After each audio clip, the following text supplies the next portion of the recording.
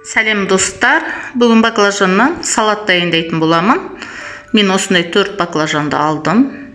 Жуып, тазалап, жақсылап, ұзыншақ етіп тураймыз.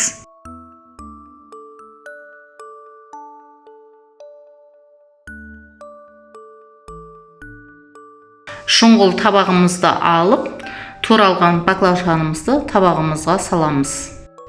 Қалған баклажанды да ұзын етіп осылай турап аламыз.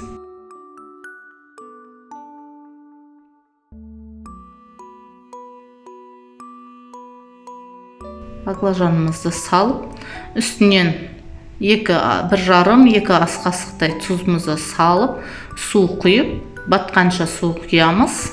Сәл-сәл жетпей қалды, тағы құйдым. Осылай үстінен бастырып қоямыз. Енді соус дайындайтын боламыз. 60 грамм сахарыма, 80 грамм суымды құйып, ерітіп, үстінен 40 грамм лимонный сок құйдым. 40-60 грамм құйсаңыздар болады. 40-60 граммдай соус құйдым. 1 қасық, 2 қасық кетчуп саламыз. Жақсылап араластырамыз. Крахмалымызды осындай бөлек ыдысқа салып, жақсылап араластырып жібереміз. Сразу салсаңыздар бірігіп қалады, араластыру қиын болып кетеді. Сондықтан осындай ыдысқа бөлек араластырып алып саламыз.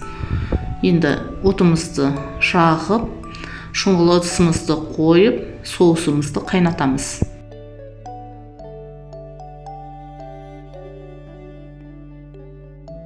Бір араластырып қоямыз. Қайнағанша тағы 1-2 рет араластырасыздар. Соусты өздеріңіз қалауларыңызша қоюландырасыздар. Осылай кішкене қайнағаннан кейін міне соусымды өшірдім.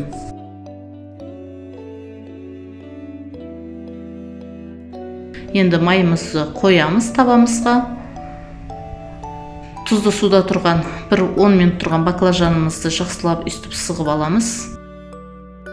Жақсылап сығамыз. Тұзды суда тұрғаннан кейін суымыздың түсі осылайша өзгереді. Ол баклажанның бойындағы қышқылын алады. Жақсылап сығып алып, менде панировочный сухариға жасап көрейін деп шештім. Панировочный сухариға кішкене ғана крахмал салып жіберіп араластырып, баклажанымды салдым. Баклажанымызды салып араластырамыз. Қатырлап әдемі болады. Баклажанымды мен жұмыртқаға салған жоқпын. Осылай жақсылап панировочный сухариді үстіп қысып, жақсылап тұрып қысамыз. Сөйтіп майымызға салып қуырамыз. Майымызға салып қуырып, барлық баклажанды осылайша жасап қуырып аламыз. Баклажандарымыз дайын. Дайындап қойған соусымызды үстінен құямыз.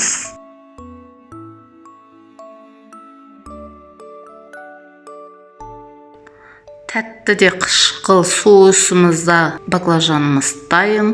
Астарыңыз дәмді болсын. Менімен бірге болыңыздар. Каналыма тіркеліп, пікір жазып, лайк басып кетуді ұмытпаңыздар. Тіркелмеген болсаңыздар, тіркеліп кетіңіздер.